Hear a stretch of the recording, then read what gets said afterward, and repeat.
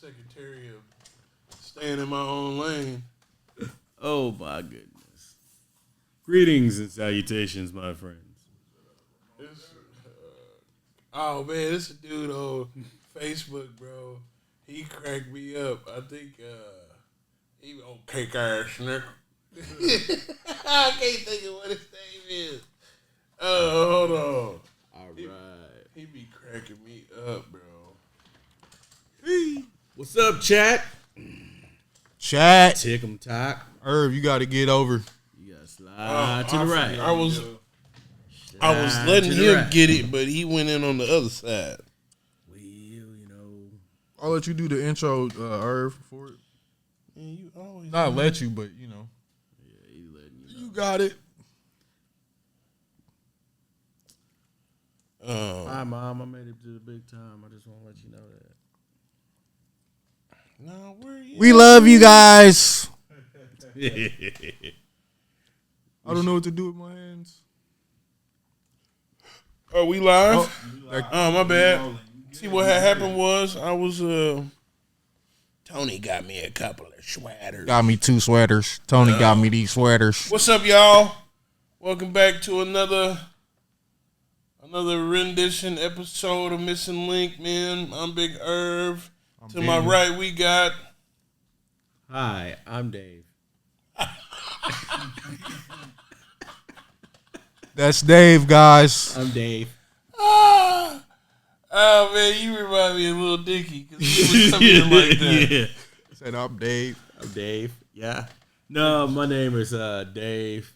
DJ Spin I am. Dave's Burn Up Barbecue. If you need it, I got it. You know what it is. So we here today on Missing Link Podcast. I'm Daniel.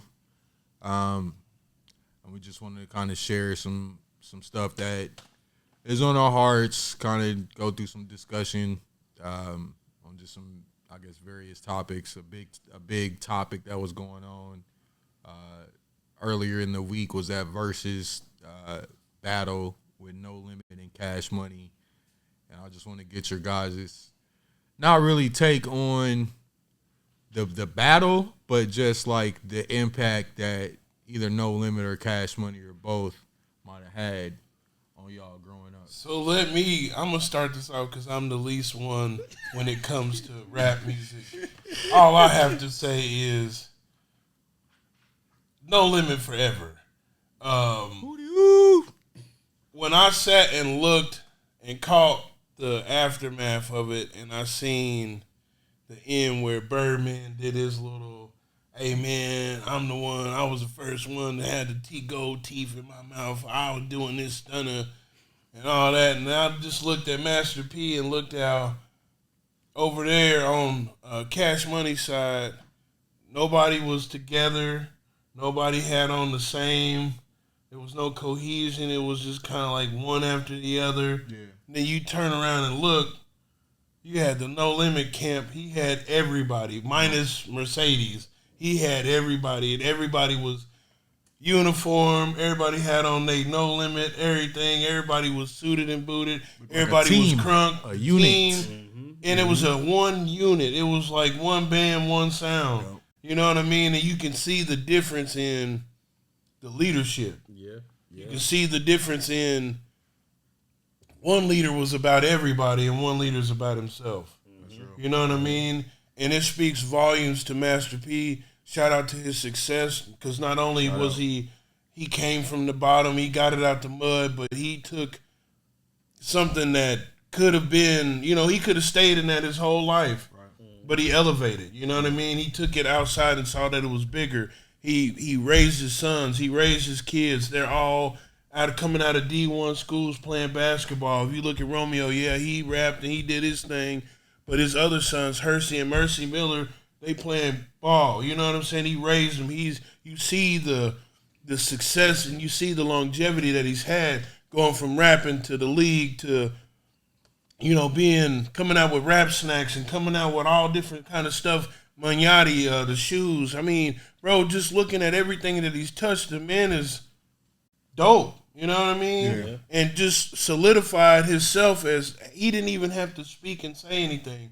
Just looking at they camp you can see where it was really a big difference. It's night and day looking at them.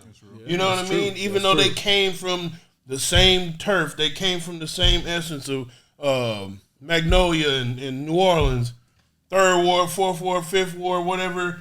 Bro, you can see night and day how different they are. Yeah. But they came from the same turf. Yep. So for me, I'm No Limit. Dave? Man, you know, it's hard, man, because it was a movement back then, man, because growing up on Master P, man, especially when they had their run, when No Limit had their run, when they had a new CD coming out like every Tuesday, like it made no sense.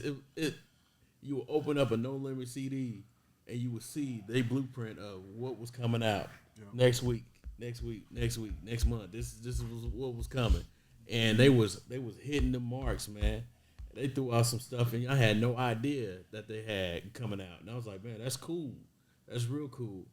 But the cohesion, it seemed like Cash Money had it when they first came out, but when they blew up, it just kind of went to pieces because it was all about money. Right. It's like it was just like bad business. It was a lot of artists that dropped out of there because of the way business was being handled. Master P bought Snoop Dogg out of his Death Row contract and then showed him how to do proper business. And he is continuing to do business after that. So what does that say about your leadership? If your people are learning how to go ahead and take your blueprint and excel with it, then you doing something, because Snoop did his own thing, and now he owns Death Row, which is the craziest thing ever, you know? And it wouldn't have been it's Master P that helped him out to do that. Debo to get it. No. He was like, how much did it take? Wrote a check. Fine. Yeah, straight to check. Got him up out of there. Got him up out of there. Got him down there with them in the camp. He's like, here, go buy a house. Here, go get a car. Showed him everything. He talks about it. Snoop talked about it. He said, man, I stayed in class. I stayed till my job was done. You know what I mean? Crazy, because Snoop was such a big superstar before getting with No Limit. Right, you know what I mean? Right. He had hits, super hits, ran with a label that was like unrivaled. It was you know what I mean? It was huge. But he still... He wasn't getting his money. Wasn't getting his money bread. Right. Yeah. Which is crazy. Yeah. But I mean, a lot of those contracts and stuff like that weren't meant for the artists to make any money. It was more the labels and the record execs were making all the money. Yep. You know, they were hitting people with them nasty 360 deals left and right, passing them out like Skittles. And, you know, everybody was like, hey, I could go be on the same level, the same label as Jay-Z or somebody like that. And then don't realize that I got to pay this money back, you know? And the only way I'm making money is if I'm selling merch or I'm on the road. So guess what? I'm a slave now to the record label to go ahead and make them their money back before I could actually make money, which makes no sense at all. It seeing No Limit and Cash Money on the stage together was huge for me. I've been influenced by both of them, like majorly.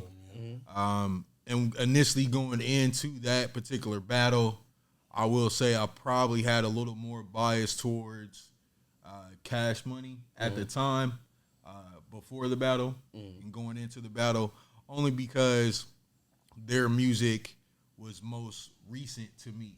You know what I mean? Gotcha. But after seeing them all together, seeing some of the performances, remembering the music that was played, it was really easy to tell, like, No Limit for me was more of an influence in my life. Master P, from the movies to the songs, to his beats, and then what you said is regarding his leadership, his business model. And then to know that even his son was able to go somewhat far as a child celebrity as well.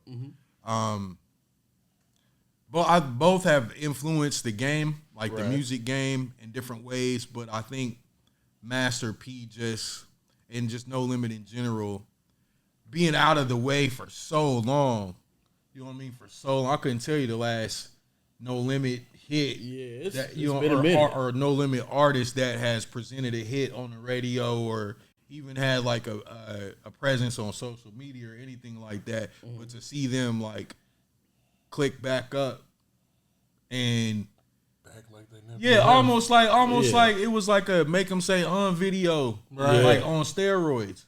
All they needed was the tank. Yeah, that's all Like, they needed. like that shit was cold, bro. Yep. You know what I Carl mean? on the fucking thing. We Yeah. had the big bag. We had the big thing. And it like it lets you man, they're cheap. it almost lets you know that like regardless of how long ago it's been since you produced something, the things that you have produced sometimes stand the test of time. That's true, man. know what I mean? That's true. And I don't know, man. It's just something about Master P and the memories, No Limit in the memories.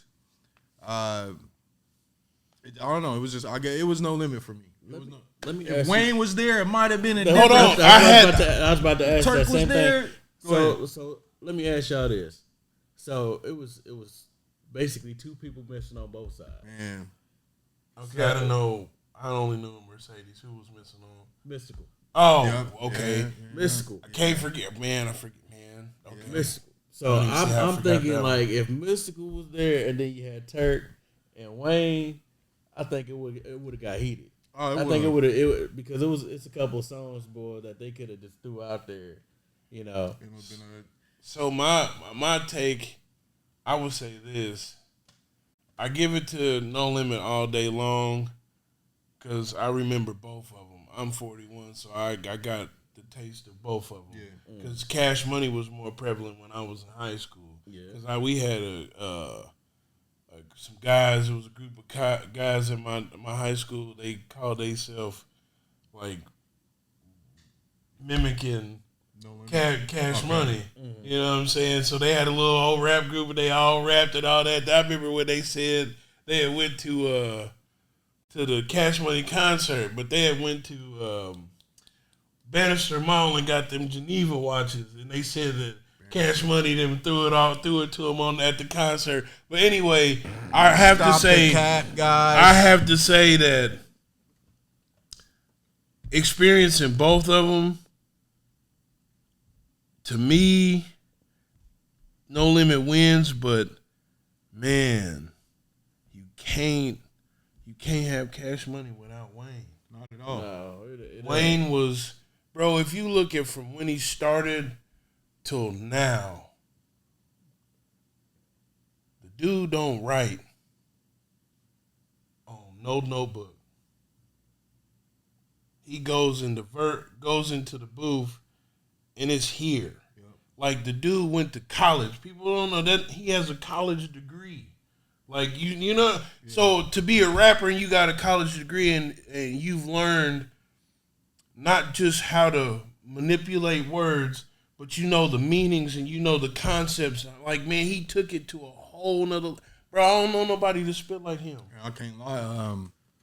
Wayne and Turk, like growing up, they were closest to like my age. I'm 38, and yeah, you can't have Cash Money without a Wayne for sure, and even Turk, because the Hot Boys music for me was like incredible. That was like that boiling point, man, when the Hot Boys came out. Woody, what's up? Woody. What's up? The Hot Boys, we on fire. Do do do do do. Man. Hey, man, classic hits on both sides, bro. Yeah, but I mean, you got a whole summer or summers of this Cash Money stuff. Like 99, 2000, they took over. And they still take over every time you go to a party. You hear that song come out, Cash Money taking over for the 99 and the 2000. They like, bro, it's 25 years since this came out. It's hit still like rumbling, it came out, you know, which is crazy. You know, just like you said earlier, man. You know, your projects and things like that will stand the test of time if it's done right. So but if you throwing that? What was that? I think I just had it. Make them say, nah. Hey, bro, that you throw that on in a I'm party. a Colonel of this motherfucking tank. Yeah. I'm at the big, bro. Bro, you can't. I don't know, man. Shout out to both camps. Shout out. Hey, man, you got to give me an extra props, bro, to beat cancer, bro, and come out and still be on fire, still be. Hey, man, she was one of the first, you know what I mean? I can't take away from, like, MC Lyte and, you know, Queen Latifah and all that because they were really the first. But, I mean, for her to step on in a male-dominant, you know what I'm saying, arena and had bars, still got bars and still held her own, hands down, didn't need no help. No image, like, bro. No cookie cutter image, I guess I could say. Like you never seen her wear promiscuous clothes, like, you know, for real, bro. She was always a wholesome person. Man, shout out to both camps. Man, it was nostalgia for sure to see both of them be on the stage at the same time. We thank y'all for that. Yeah, man. Big ups to the Versus coming back, man. Yeah. I think anytime we heard the Versus was on, everybody was plugged in. It didn't matter who it was, you know what I'm saying? Especially between Gucci and Jeezy, man. It was some big ones. You know, the one that I loved the most, bro, was the Lox versus Dipset. Bruh. Hey, man, Kiss, bro. Man, shout that out to was Jada Kiss. Shout out to the Lox. Kiss is shout out to real. Dipset. Hey, bro, I love.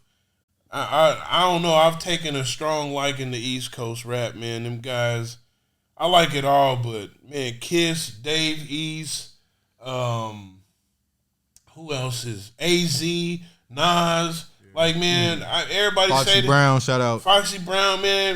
Biggie, everybody would say that they love Jay-Z, man. I don't really rock with the rock, bro. I can't dig it. I've seen some stuff that turned me off, and you can't change my mind. I ain't gonna lie. I'm a huge Pac fan. However, I fucked with The Rock, all of them. I mean, I like some people. Beans is definitely to Jay, to the Young Guns. Young Guns, you know what I'm saying? Like,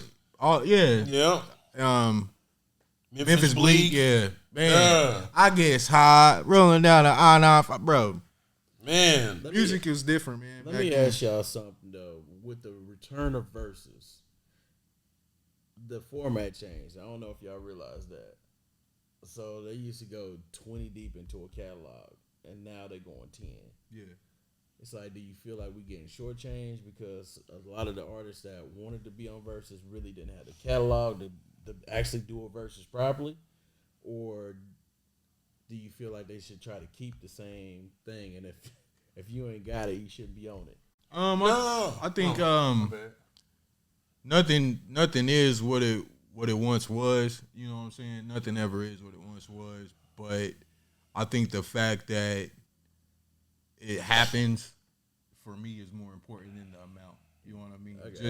Just seeing people from my childhood perform their music again on a big stage for me is more important because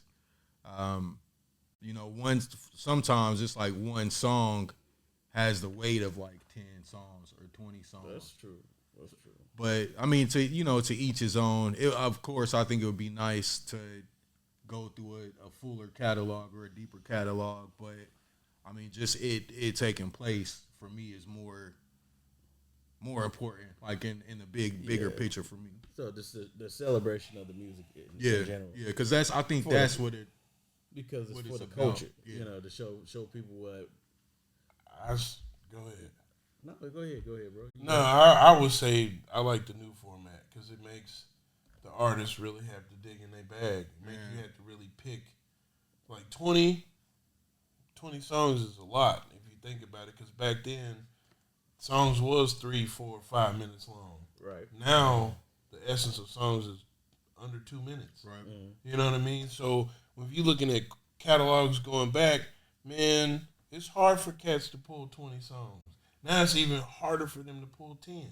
You know what I mean? So make them have to work. Make them really have to, you know what I'm saying? Because you getting your flowers already because you being put on the Versus. Obviously you cold enough that you own the Versus and you battling somebody in your field. So, yeah, make them work. You know what I mean? Hey, show us show us why you up here. You know what I mean? Go dig in that bag and go through that vault and find them your best 10. Right. Yeah, I like that idea because 20, man, to me, I feel like you can. That's a lot. That is a lot. 20 songs, bro. I don't even have 20 songs, but I'm saying like. I think I like the new format, man, because it makes people really have to dig in their bag and really have to like, oh man, I put out 15 albums. I know I got 20 songs, but now I got to choose 10. Ooh, I really gotta become intentional. I gotta give the people what they want. You know what I mean? Right. So, shout out to all y'all, all the artists, man. That paved the way for us.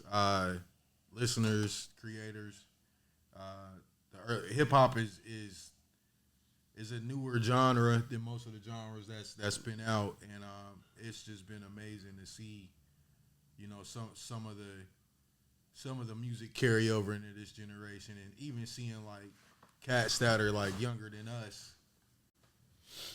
vibe to that music just as hard. You know what I mean?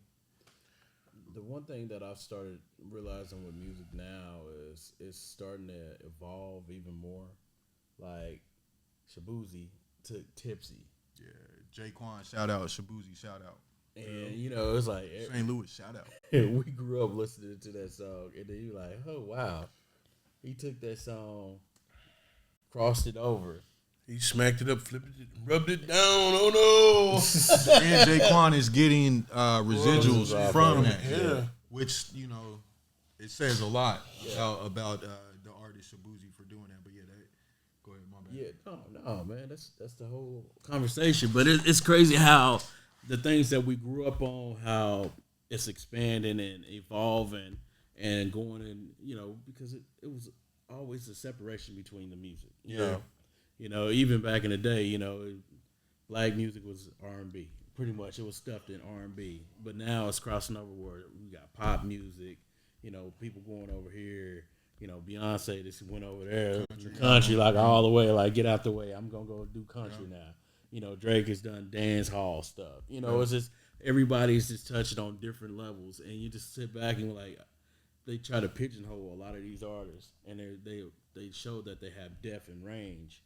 And it's cool to see that now because it's like it's no longer like, oh, they're this kind of artists. That's it. I can do anything I want to as far as musically. Yeah, I mean, if you go back to old school music, Chuck Berry, all their music was stole from somebody. You know what I mean? That got to let you know you was stolen from them. Yeah, stolen from them. That's what I'm saying. You got Elvis taking stuff. You got the Beatles taking stuff. You got all these predominant figures that are in the pop world have stolen hits, classics from them. You know what I mean? And they played the rockabilly. They play. You know what I'm saying? They have all Muddy Water. Have all them different genres and they were, and a lot of them came up in the church. A lot of them came up in the church playing the church music because you hear it in Little Richard's. Bro, you hear it. The funny thing about Little Richard was so many people came up underneath him. Right. So many people came up. James Brown was around him. Jimi Hendrix played for him. Yeah. The freaking Beatles. Yeah, was around him. Yeah. And I'm just saying that it's like when they talk about like the King of Rock or the originator of rock, it's people like him that was out here just busting down barriers and walls. Yep. So people can get out here. And shout out to Little Richard, man. Hey man, I want to know this question, and Mab, you can chime in because we all at different ages, but I want to switch it up for a moment. We've heard this question before, but I want to hear it from you brothers because I value y'all. I'm 41. Dave, how old are you? 44. 44. Dan, you said you 38. Mab, you're 35. So we all different. We all different, right? Because he's in a different classification when it comes to. I'm in a different classification. No, I'm saying like from the baby boomers, baby boom. No, because my sister's 4 years older than me, and we're not technically considered. Well, maybe no, because I think anybody born 80 and I think the classification Gen Z, baby boomers is like our parents, my parents, Gen Z, millennials, and I mean it's broken down in different years.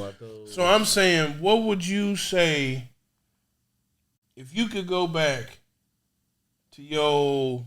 I would give you between 13 and 15-year-old self. What would you go back and tell yourself? Can I go first? Yep. Go ahead, man. Because I already know. I will go back and tell myself to not trip off women until I am financially. And I would break it down to it, maybe even a number. I would tell myself or a young brother. I wanted to say the N word. YNs. YN. I would tell a young YN, focus on yourself, and I would drill it into his head. It's okay to like women. It's okay to talk to women, but do not get into any serious relationships. Until you're established. You can mess around, all that good stuff. Experience life, but don't lock yourself in until you are financially secure with your own shit. My piece.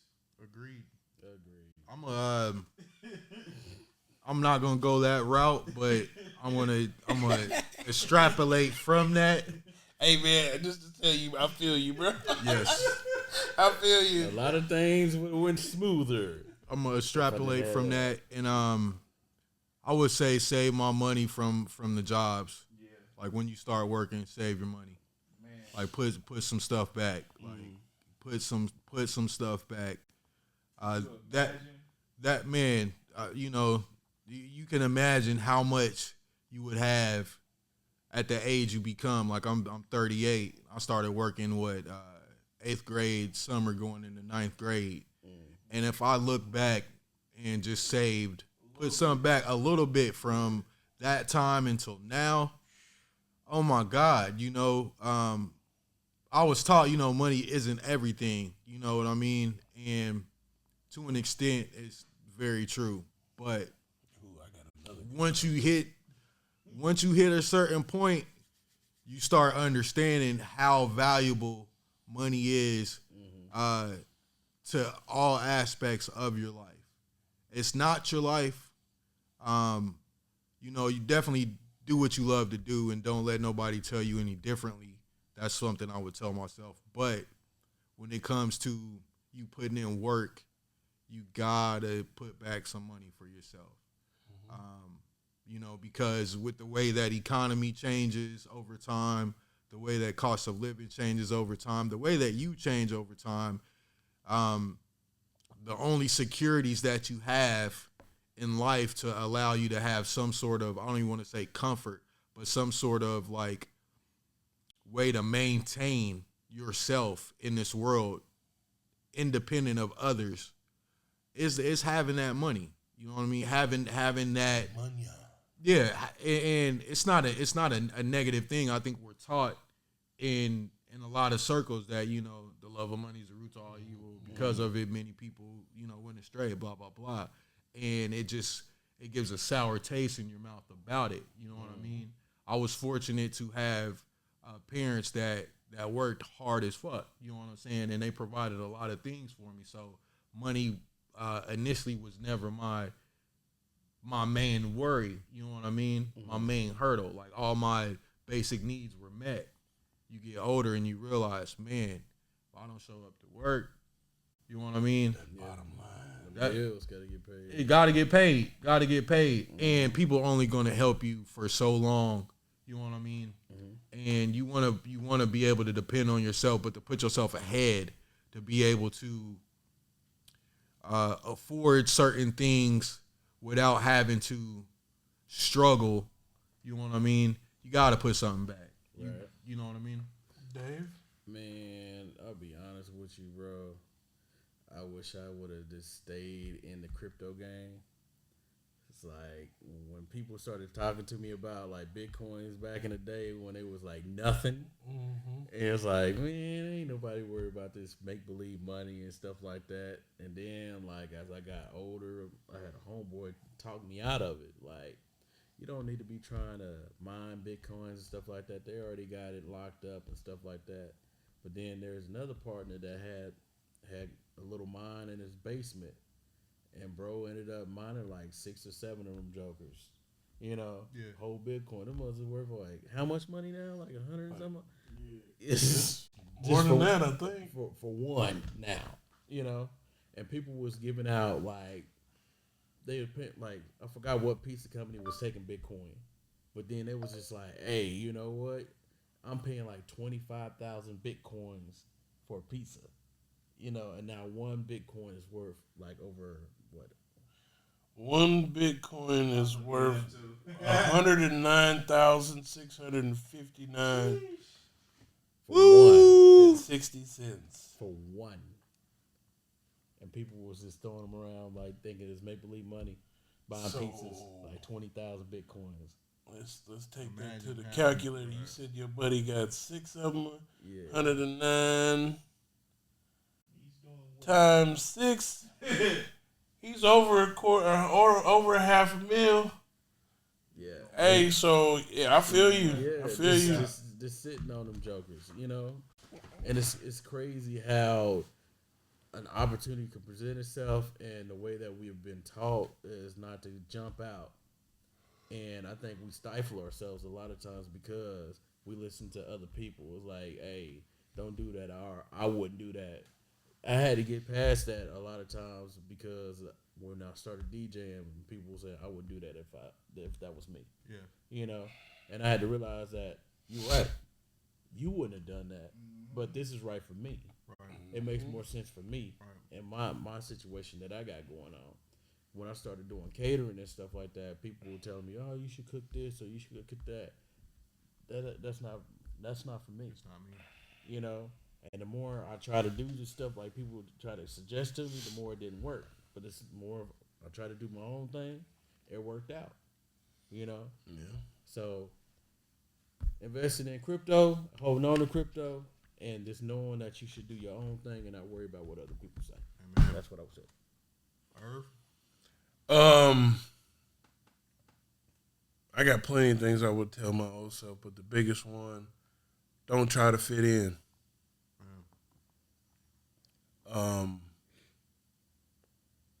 It makes no sense for you to lose yourself to try to fit into a place that in the end you'll find out that won't accept you anyway. I've tricked myself out of so many spots worrying about everybody else. The biggest thing I guess I would say to my old self, hey man, focus on you. Because if I would have focused on me at an early age and would have honed in on me, I don't think a lot of things I would have experienced, or if I would, it would have been in a negative light. You know what I mean? Yeah. I think if I would have focused on myself and worked on me to make me the best version of me I could possibly be, then I could have sailed through a lot of things. But because I was worried about what everybody was going to say, because at the end of the day, what do we know now? They're going to talk about you regardless. Whether you're doing it good or doing it bad, they're going to talk about you. Whether you got it or you don't, they're going to talk about you. So, do you. To thy own self be true. Don't worry about nobody else, man, because at the end of the day, ain't nobody walking in your shoes. Can't nobody walk in your shoes. It was. Ain't nobody walking in your shoes. Can't nobody fit in your shoes. Well, I know a lot of people can't fit in my shoes or my clothes. But I'm just saying, man, stick to yourself, man, because at the end of the day, man, who you got? You came in with yourself. Who you going to leave out with? So, you know what I mean? So, man, just focus on you. If I could talk to the youth today, hey, man, stop worrying about your partners, man. Stop worrying about the crew. Hey, man, because what they showing today, yeah, they with you right now. Y'all go get in some dirt, and then you the only one to get caught. I bet they ain't coming to see you. They not putting no money on your books. They not calling. They not doing nothing. You gonna sit there and do that bid by yourself. And then some of them are being forgotten about, man. So, hey, man, do you. Don't worry about trying to be cool, fitting in. You got time. It's a time and place for all that. Focus on you and get you together. Yes, sir. Yeah, man. I got another question. Shoot. Oh, so I've seen it in a lot of podcasts. I hear it, and the rebuttals are so crazy. Okay. Like the response from men and women is like, yeah. Hey man, did y'all fall and hit a rock? What happened? What do y'all think about? I know today's climate, there's multiple relationships that we see, but the ones we know is between man and woman. Mm-hmm. What do y'all feel about the whole 50-50 idea where you split the bills 50-50? Because what people don't realize, back in the day when our parents and their parents was coming up, it wasn't the way it is now. So they didn't make $15 and $20 and $30 an hour. They was making $1, 50 cents, $2 an hour. And so it was always thought that the man went out and worked, the woman stayed home and nurtured and took care of the kids until it was time for them to go to school. Mm-hmm. So for you to say that the man provided, the times were different. The cost of living was different. Very different. And it wasn't, we didn't have all the choices to get Brock lobster tails and beef Wellington and you know, we didn't have the filet mignons. We didn't have the prawns and have all the options to go choose all these meals. We were cooking the same thing. They was eating beans and rice and eating everything off the pig. And they was getting the slops of what was left over from the slave master. So everything was totally different. So now if you come in today's climate, oh, my man got to make at least $10 million a year, and he got to pay all the bills and all this and do all that. And I'm like, how do you expect somebody to do that when the time is not our time today now? Bro, it take 2 incomes. So you want the man to go work 2 jobs and never see his wife or his kids to pay all the bills? Then what? Then now somebody else getting the cat while you working a slave to make sure everybody taken care of. Right. So you tell me, how do we get to a place where we don't respect each other enough to say, look, I want to take some of the load off your back. I want to help you because this is my family too. I mean, if you think about it, if you say we got a lot of single mothers, they go to work. Right. They go to work and they go provide and they come home and take care of the kids, cook and clean and do all that. And so they're single fathers too. So I just want to know what y'all feel about the 50-50. Are y'all for that? Or I think for me personally, both my folks worked. You know what I'm saying? So they both provided. To each his own. Is my main thing, you know, because what works for some don't work for others. Love it. I will say there are some unrealistic expectations when it comes to what a man providing looks like and how much he needs to earn. You know what I mean? It's like literally unrealistic expectations. And then also to double down on that, I think it just says a lot about how women view a man and what a man is supposed to be. Because at this point, day and age, a lot of women that talk about this topic that I've heard have said their man needs to make over what the average income in, let's say, in the States that the majority of people make, right? Mm-hmm. And for me, you know, if you've met one person that makes over $100K a year or over $200K a year, or you met somebody that brings in a lot of money real fast, regardless if it's legit or illegitimate, you know what I'm saying, legal or illegal. That illegal, baby, I gotta get it. That perception kind of gets projected on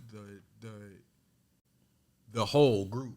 You know what I mean? So, well, if this man can make this, then why can't you? Right. If this man can afford this, then why can't you? And if you can't, I'll just find somebody that does and is.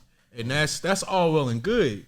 But you get the deuces from most men because we're not banks. Right. What is a provider? And the thing is, women, well, just in general, you hear about the virtuous women thing, right? But if you read into that, it talks about a lot of her working. You know what I'm saying? It talks a lot about her being out in the public, selling things. Hey, bro, let me slide away for you get stoned. No, I'm just saying. I'm just saying. It ain't. No, I know it's the truth. I know what you're talking about. I'm just saying, hey, bro, you stepping on some toes. You know, but I think for the majority of that conversation, it has to deal with a lot of, especially women that are younger than what we are. Yeah, you know what I mean. It's a modern day thing. It is very much a modern day thing because there's a lot of men who have some bread, and they, for some reason, feel like they are the answer, right? And because I'm doing this for my woman, if you ain't doing this for your woman, you know what I'm saying, then you ain't a man. That's false as fuck. You know what I'm saying? Only because the fact that you feel like you're doing so good in life financially that you can take care of you can take care of somebody without them having to do any type of work or reciprocate that type of, you know, energy back towards you. If you feel that way, then I can't really articulate it like I want to. You know what I mean? Because you hitting. One of the things that I want to go ahead and kind of bring to the table is, you know, you were saying or kind of going around at that, these expectations of a lot of these women, which is the modern day women. Like, I'm nothing against women being independent and doing what they do to get their money. There's nothing wrong with that. But the expectations for them versus what a man is having to deal with them is totally different. Yeah. It's almost like they have a certain level of entitlement. Yeah. And it's like, okay, so you want a man like you were saying to make like $100 grand, $200 grand, but you only making food stamps. Yeah. You know, you're not doing anything to be able to get this high caliber man, you know, versus the same thing with a woman. You know, it's understandable. If you're not bringing anything or bringing any type of value to the relationship besides good looks and whatever you got between your legs, then what are we doing? Right. You know, what are we really doing? What are we really seeing? You know, and then how are you going to go ahead and have that expectation for somebody else and you don't even have that for yourself? You know, my mom would clown me if she knew that I was with a woman and I'm paying everything for this woman, giving all my money that I work for to this woman, and she's not doing nothing, right? She would clown me. And then on top of that, I was not put on this earth to work all the days of my life and spend it on this, give it all away to this person. You know what I'm saying? Without them having to assist me. Yeah, in a way, something. And I will just say reciprocate money. Like if I'm working and you ain't working, that's a problem. You know what I'm saying? That's a problem. There are a lot of men that got money, and they have been able to, I guess, subsidize lifestyles for women, and a lot of that I think for me is based in like vanity and shallowness, you know what I mean? And but again, the modern day the modern day man that makes a lot of money and says like, man, if your woman gotta work or if you ain't paying all her bills, you ain't a man. Like for me, that just it makes me question the type of man that person is, because when did having an amount trump the Trump you just working in general?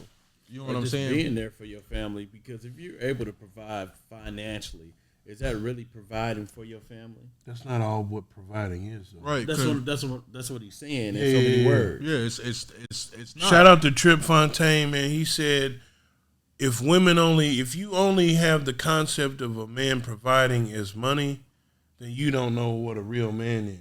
Yeah. For the simple fact that a man not only does he provide money, but he provides a lot of other things that are vital to the relationship and vital to the growth of a family. You have to have a man that has vision, who can also learn how to submit. Because if you look at the king and the queen and how it was established in positions, the king consulted the queen. And a lot of times it was the queen's decision that was made. The king just enforced it. So you're looking at the dynamics of us playing back and forth off of each other. We need each other. It's not a simple of, see, what turns people off from this topic and from the essence of being a man and woman is that people look at who's dominant. It's not a matter of who's dominant. It's a matter of how we work together. It's a matter of how we can put together and comprise our conglomerate to make and be effective. And so you might be good at problem solving skills, and I might be good at woodworking, and I might be good at money, but you might be, you know what I'm saying? We counteract and we go off each other. Because if you think about it, if you look at the statistics of marriage, it used to be money and fidelity were the number 1 and 2 of divorce rate. Yeah. You know what the number 1 divorce rate is? Unmet, unexpressed, or unmet expectations that was not communicated. Uncommuted expectations. Yeah. I was struggling to get that out. But that's the number 1 reason why people are, how do I know what you want if you don't tell me? Yeah. Right. And then, if you tell me what you want, how do you not give me the time to grow into that? Right. Well, we're not given the time because if somebody has already experienced somebody that has given them what they want money wise. Listen to what you're saying. Half the women that are talking this stuff ain't experienced that type of money. So how can you be surprised? No, some of them have, but surprised. I'm telling you, the ones that have, look at their lifestyles and look at what they do. Yeah. I guarantee it's not punching the clock. Yeah. I guarantee it's not punching the clock. I guarantee it's punching a different clock. I guarantee it's got something to do with the internet. Well, that's what I'm saying. It's like there's plenty of men with money that give it away, and they don't care because they got more. So for the men that have a whole lot that are just giving it out, it's not no sweat to them. It's nothing off their back. It's no sacrifice in that. It's like, shit, if I give you 50,000 and I get 50,000 right back in that same month from whatever streams of income I have, it's not a sacrifice. Ain't worried for me. about it. Yeah, it's like, it's like, here you go. Peace. Probably ain't worried about her. Go do not at all. And You probably know what I got mean? a couple of hers. Exactly. So it's like, it's a lot of men, they talk noble with it, like, yeah, you're providing for my woman. But then I'm like, well, are you faithful to this woman? Are you being loyal to this relationship? Or is it just that you getting your ego strokes because you're able to give this money away? You know what I mean? Yeah. It's like, when you look deeper into it, it's like, well, if you feel like the nobility is just giving money and you feel like you're providing, now we got to call you up on the other things of virtue. You know what I'm saying? Like fidelity. Like, are you being faithful? What type of relationship is this? You know what I mean? And once you start peeling back them layers, a lot of them men gonna be like, yeah, man, because they'll be like, hey, raise your hand if you have been faithful to this woman who you've been subsidizing or sponsoring, Heck no. But dissing men at work all the time and ain't making what you making and But give you that faithfulness. and feel like you know what I'm saying, and we feel like, well, yeah, we both gotta work. You know what I'm saying? We both, Tell me you broke without saying. Yeah, that's what they'll say, and it's like, okay, well, Just damn. say you broke then. And a lot of times I feel like Brokey. women will say that. Women will say that not even really giving much thought into it. Oh, you know what yeah. I'm saying? They'll just say the shit like getting for shits and giggles just to get their kicks off. But Just the funny thing about that though is, why does a man have to be more forgiving towards them about something of that nature, but then a woman will go ahead and ostracize a man for not being up to their standards? I'm glad you said that. it's a woman's world a lot in a lot of ways. It's a woman's world, and we're just in the backyard. If you really break it down, women got a lot of power in this joint. They got a lot of power, and they can wield it. I got a man that can fix my car. I got a man that can give me the money when I need it. I got a man that can help me out when I have a problem when it comes to my relationships. I got a man best friend that always is telling me this, that, and the third, so I never have a decision that's from my own mind and my own perspective. You know what I'm saying? So if you can have all these different relationships with men, it's hard to be faithful. It's just hard to be faithful, genuinely faithful to one person. And as far as that, like that wanting to be faithful to one person and all that, not everybody want that, right? Not everybody want that. I'm not at this point in my life. I'm not like, oh yeah, I want to get married to you. I want to lock you down, and I want to. Nah, you know what I'm saying? Nah, that's Disney movies. That's that's a bunch of romantic language. It's not based in reality and truth. You're gonna find people attractive, other than the person that you like for the moment. Yep. Marriage of old, where it's like we've been together 50 years, 60 years. They'll even tell you, well, yeah, we had our problems, our ups and downs. We had infidelity issues. We was cheating on each other. We had, you know what I'm saying? And when people really get real about that shit, it's like, well, damn, that just threw my whole concept. Because when you think about marriage, you think about the first thing you think about is fidelity or infidelity, like cheating. Are you gonna stay committed to me? Right. Like that's one of the main things. And it's like when you peel back them layers, like, man, nobody's really like that committed. You know what I'm saying? And if they are, that's rare. Mm-hmm. It's rare. And I can't hold you to a standard that I'm not gonna hold myself to anyway. Mm-hmm. It's unrealistic expectations within relationships, even on our part as men. Right. It's like, man, well, I want her to be faithful to me. I don't want you to go out. I don't want. A lot of men they don't want you to work because they don't want you around other dudes.